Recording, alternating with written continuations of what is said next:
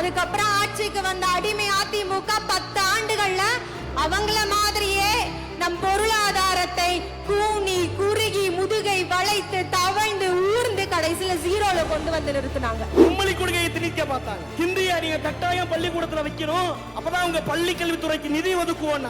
நீங்கள் நிதியே கொடுக்காவிட்டாலும் பரவாயில்லை, கொள்கையில் எந்தவித சமரசமும் செய்ய மாட்டோம்னு வீரமா முழங்கிய தலைவர் தான் நம்முடைய தானை தலைவர் தளபதி தான். இப்போ வந்து ஜேஇ ரிசல்ட்ல 448 தமிழ்நாடு அரசு பள்ளிகளில் படித்த மாணவர்கள் வெற்றி பெற்றிருக்கிறார்கள். ஒன்றிய அரசு வெளியிடும். இன்றைக்கு வந்த யூபிஎஸ்சி தேர்வு ரிசல்ட் 60 மாணவர்கள் தமிழ்நாட்டில இருந்து பாஸ் ஆயிருக்காங்க சார். அதுல 58 மாணவர்கள் நான் முதல்வன் திட்டத்தின் கீழ் பயனடைந்த மாணவர்கள்னு ஒன்றிய அரசு வெளியிடுது. 2026 நாம தான் நம்முடைய தலைவர் தளபதியார் தான் திராவிட மாடல் ஆட்சி 2.0 தான். ஆக தீரர்கள் கோட்டமாம் திருச்சியில் முழங்குவோம், வெல்வோம் 200, படைப்போம் வரலாறு. இந்தியாவுக்கே முன்னுதாரணமாக நம் தமிழ்நாட்டை வழிநடத்தி சென்று கொண்டிருக்கின்ற திராவிட தேர் நம் முதல்வரை, அறிவார்ந்த இளைஞர் கூட்டத்தின் அசலான நாயகர் நம் இளந்தலைவரை, மலைக்கோட்டையின் மாவீரர் அண்ணன் KN நேரு அவர்களுடைய தலைமையில் சும்மா அசத்துற மாதிரி ஒரு பிரம்மாண்டமான மாநாட்டை ஏற்பாடு செய்திருக்கின்ற இந்த திருச்சி மாநாடு அப்படின்றது ஒரு திருப்புமுனை மாநாடாக மட்டுமில்லாமல், இந்த திருச்சி மாநாடு என்பது ஒரு திருப்புமுனை மாநாடாக மட்டுமில்லாமல் திரும்ப நம் கழகத்தை ஆட்சியில் அமர்த்த போகிற ஒரு தன்னம்பிக்கை மாநாடு. 2024 தொகுதிகளிலும் நம் கழக கூட்டணி வெற்றி பெறுவதற்காக அறிவு ஆயுதத்தை செதுக்கிக் கொண்டிருக்கின்ற ஒரு போர்முனை மாநாடு.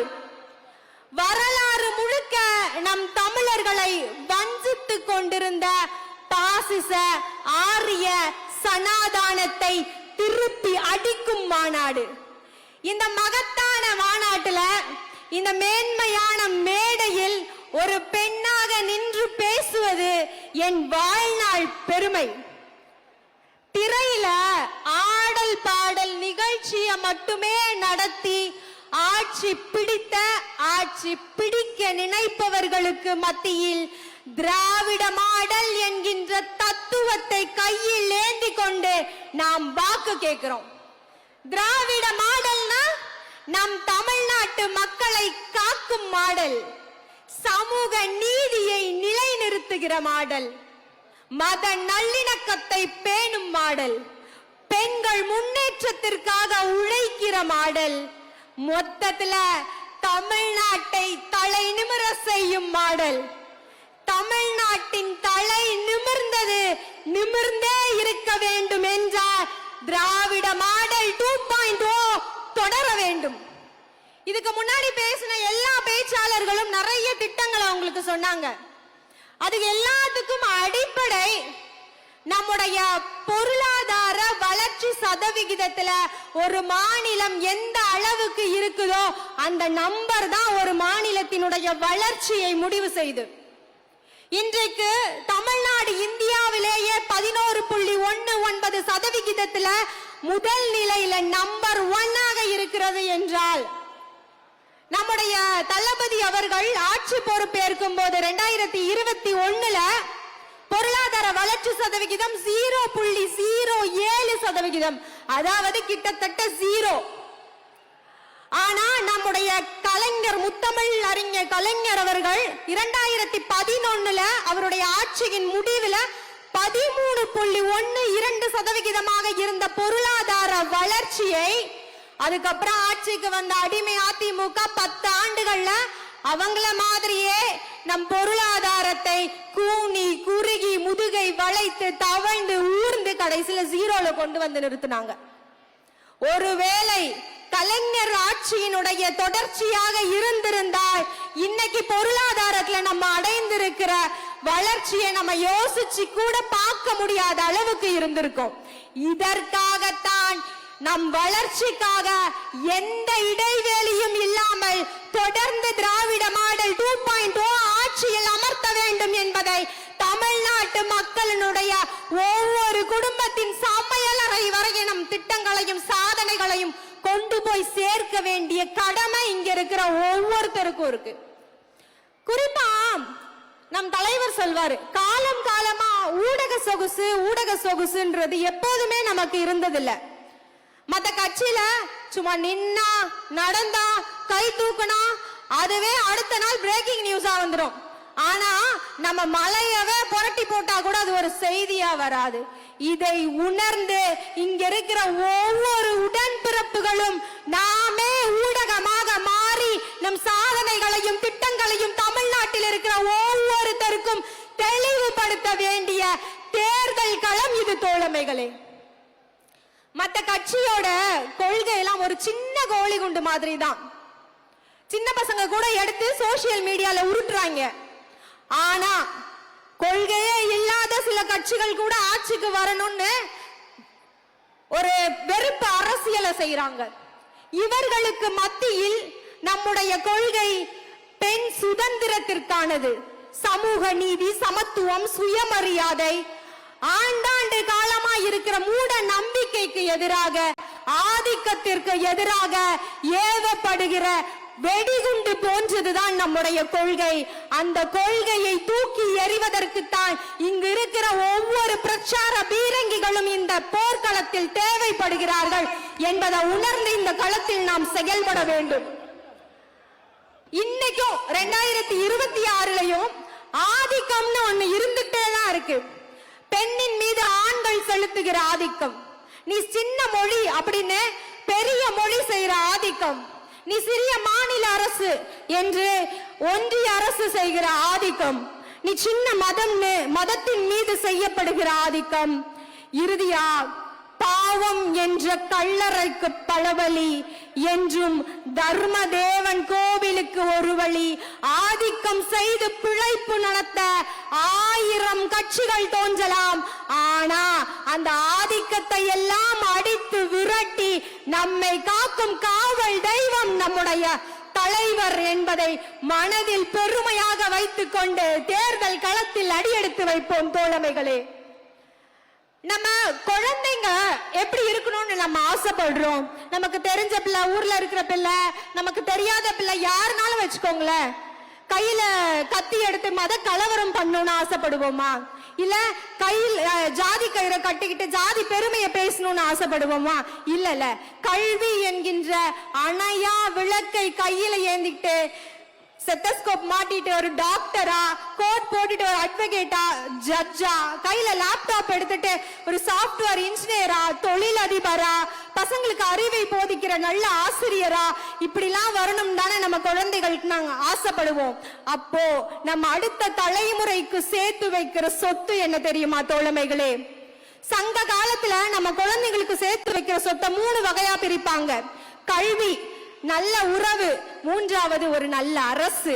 இந்த திராவிட மாடல் அரசை தொடர்ச்சியாக ஆட்சியில் அமர்த்துவதுதான் நம் தமிழ்நாட்டு மக்களுக்கும் குழந்தைகளுக்கும் நாம் சேர்த்து வைக்கிற, நம் அடுத்த தலைமுறைக்கு நாம் சேர்த்து வைக்கிற ஒரு மிகப்பெரிய சமூக சொத்துன்றதை நினைச்சிட்டு நம்ம ஒவ்வொருவரும் உழைக்க வேண்டிய தருணம் இது அப்படின்றத உங்களுக்கு நினைவுபடுத்த விரும்புகிறேன்.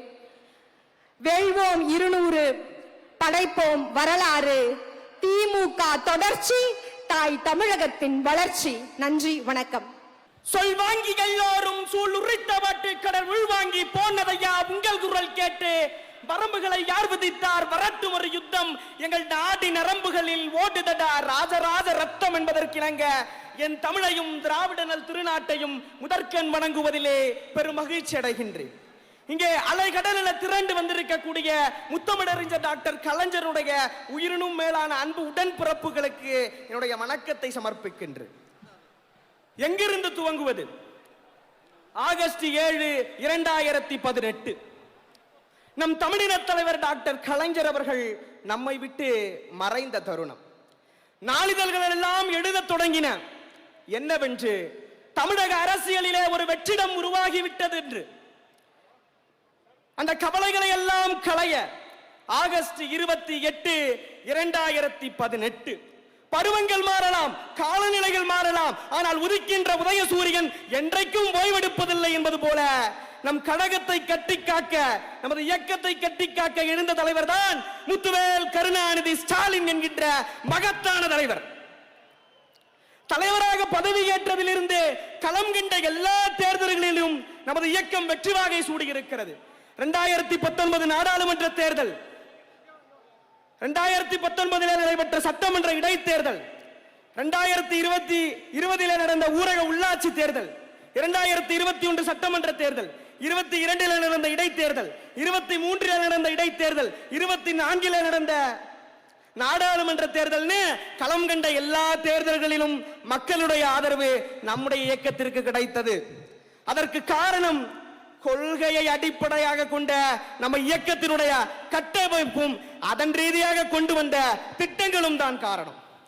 இன்றைக்கு இந்தியாவிலேயே எந்த இயக்கத்திலும் இல்லாதவாறு இன்றைக்கு 100 வாக்காளர்களுக்கு ஒரு பிஎல்ஏக்களை நாம் நியமனம் செய்திருக்கிறோம்.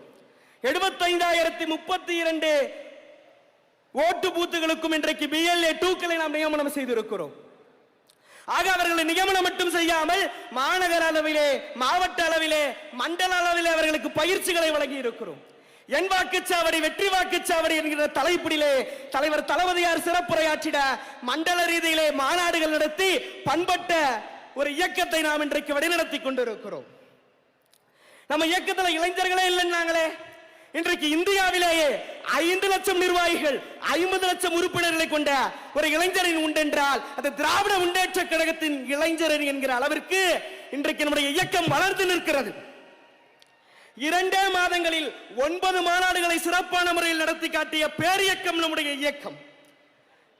இளைஞர் அணி, மகளிர் அணி, தகவல் தொழில்நுட்ப அணி, அயலக அணி, பொறியாளர் அணி, மருத்துவர் அணின்னு இப்படி 25 சார்பணிகளை கொண்ட பேரியக்கம்.